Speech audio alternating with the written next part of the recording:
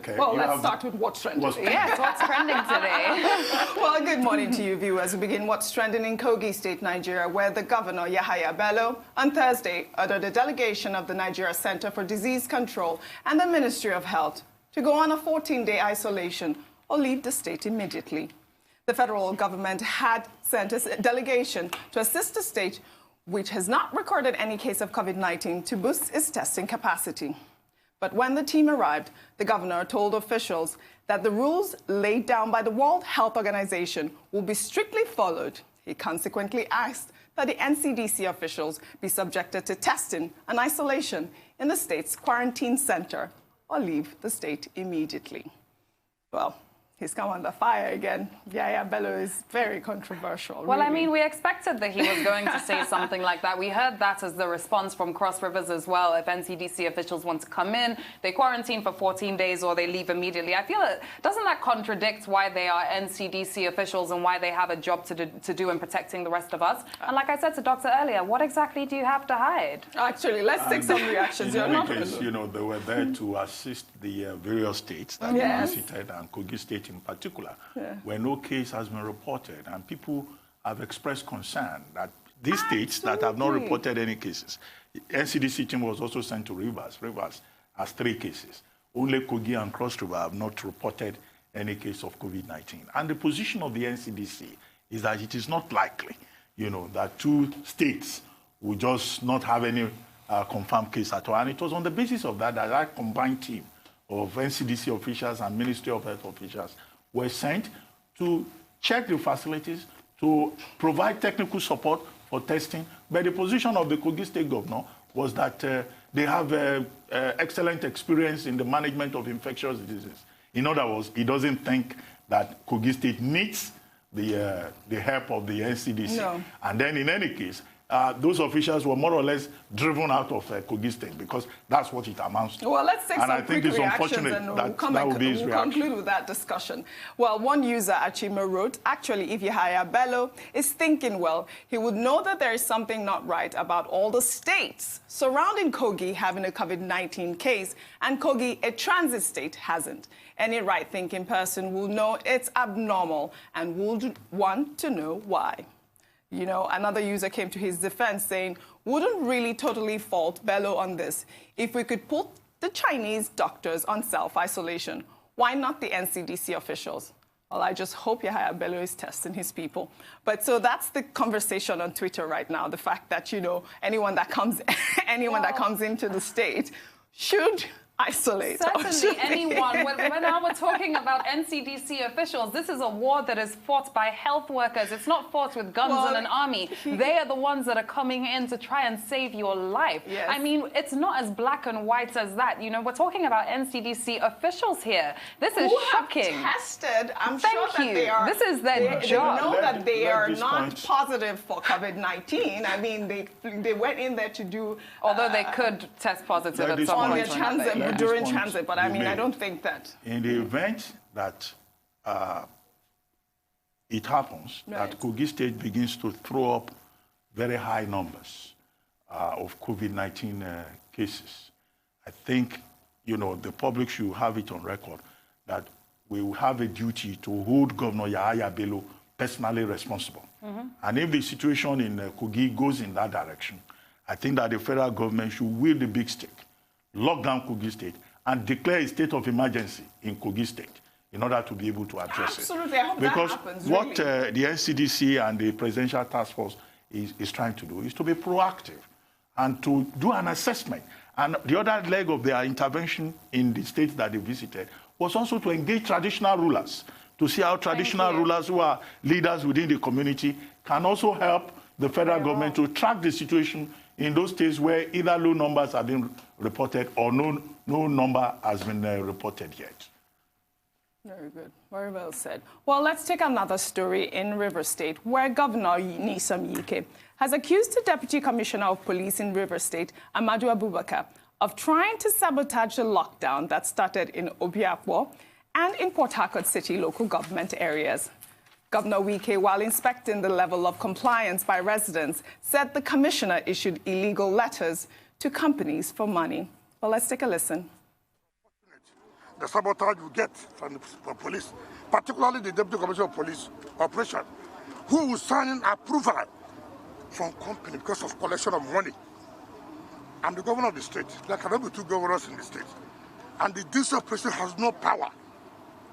When I have locked down the state, he will go and sign approval.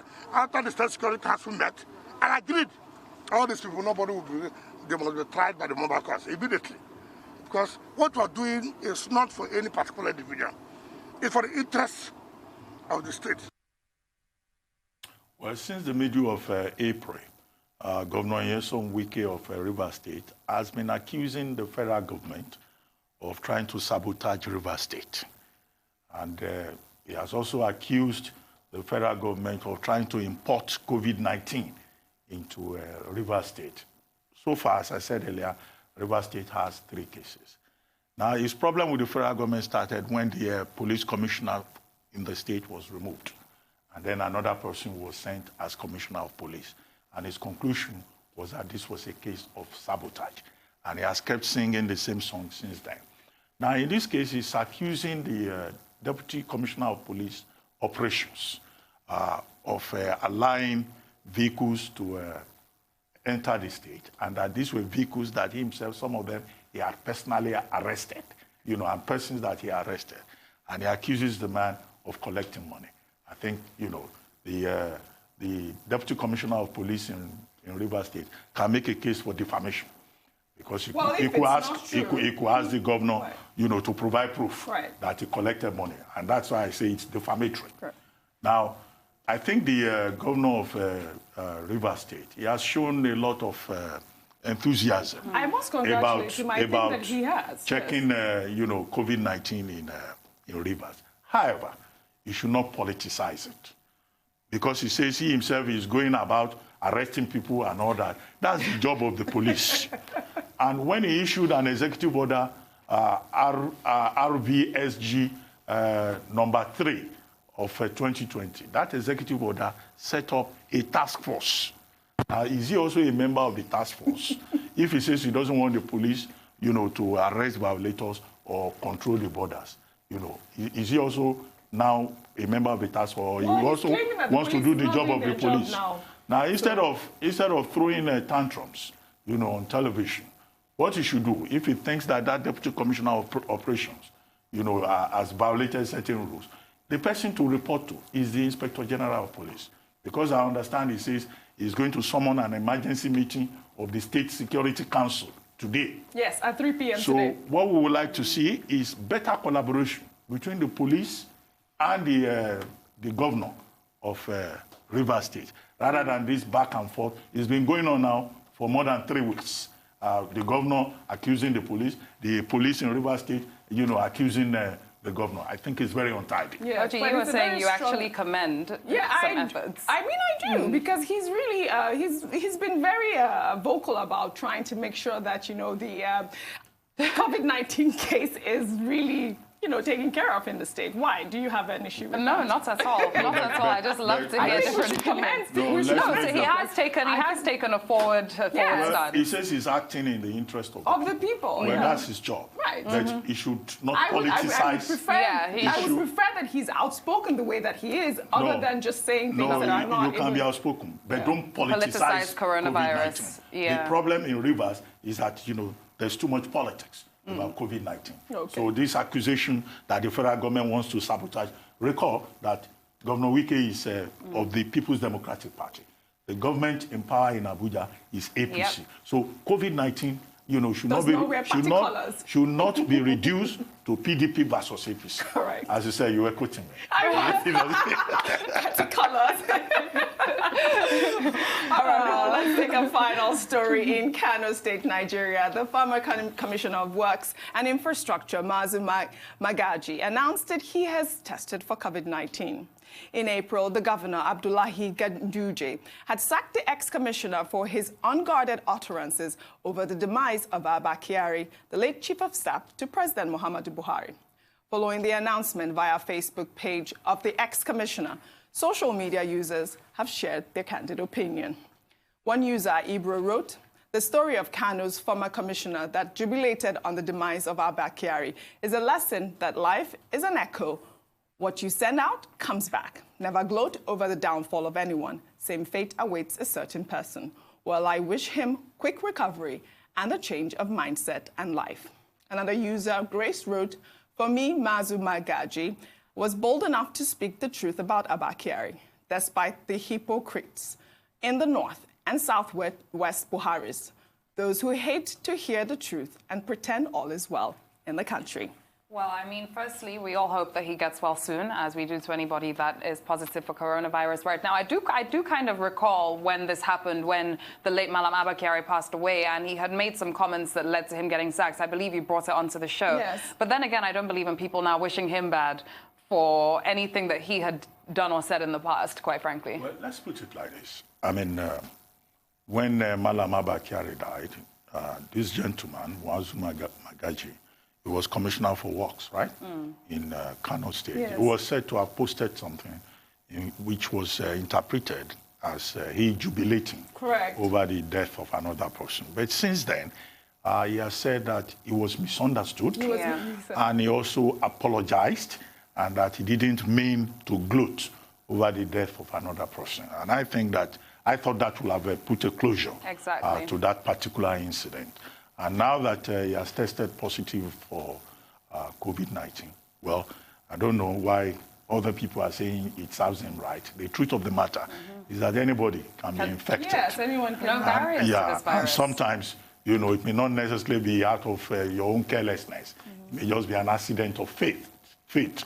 So we hope that Magaji would, you know, take advantage of, you know, available treatment.